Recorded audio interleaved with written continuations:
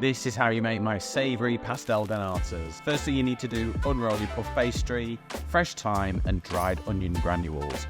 Roll your pastry back up, pop it in the fridge. Now slice your onions as thinly as you can.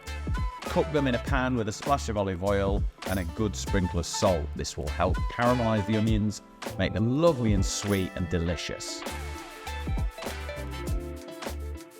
Slice your rolled up pastry into 20 portions.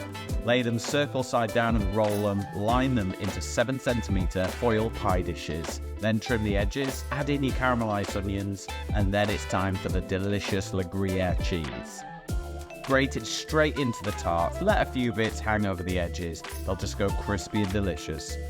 Now to make the egg custard. 4 egg yolks, double cream, milk, plain flour, corn flour and black pepper. Whisk it all together and pour it into your tartlet cases. Into the oven, 170 degrees for 20 minutes.